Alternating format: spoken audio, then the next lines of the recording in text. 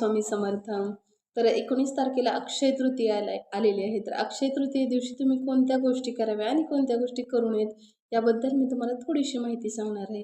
तर अक्षय तृतीयेला तुम्ही सुरुवात तर लक्ष्मीपासून, लक्ष्मी म्हणजेच की आपण जी घरामध्ये झाडू केरसुणी असतं, ती केरसुणी तुम्ही त्या दिवशी, त्या आदल्या दिवशी जरी खरेदी केली तरी चालेल. लक्ष्मीची त्या दिवशी सुद्धा खरेदी करू शकता. तर त्याचबरोबर तुम्ही तिची पूजा करायची आहे. तर तुम्ही कोणतीही गोष्ट घरात आणायची नाही आहे, ते क्लिअर करते सुरुवातीला.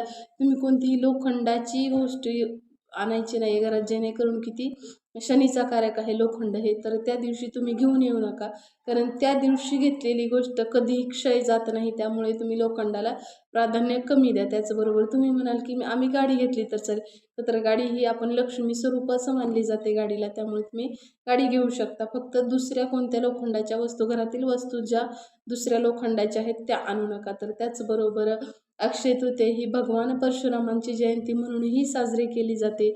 त्याचबरोबर गंगा ही पृथ्वीवरती त्याच दिवशी अवतरित झाली होती अशी आख्यायिका आहे. त्याचबरोबर त्या दिवशी श्रीकृष्णानं सुदामाची तेव्हा भेट झाली होती अशीही मान्यता आहे. त्याचबरोबर द्रौपदीला जे अक्षय पात्र दिलं होतं कृष्णाने, तेही अक्षय तृतीये दिवशीच दिलं होतं. तर त्यामध्ये धान्य भरून दिलेलं होतं. तर ते धान्य त्या दिवशी जर तुम्ही त्या दिवशी जर घरामध्ये जर धान्य जर विकत आणलं तर ते क्षय कधीच जाणार नाही, ते कधीच संपणार नाही, असा त्या दिवसाला आशीर्वाद भेटलेला आहे. तर त्या दिवशी तुम्ही कोणतंही धान्य, अन्नधान्य तुम्ही घरात आणू शकता. तर ते तुमच्या घरात वर्षभर त्याचा साठा राहील. तर अन्नधान्याची तुम्हाला कधीच कमतरता भासणार नाही. तर अक्षय तृतीयेला या गोष्टी करायला तुम्ही नक्की विसरू नका.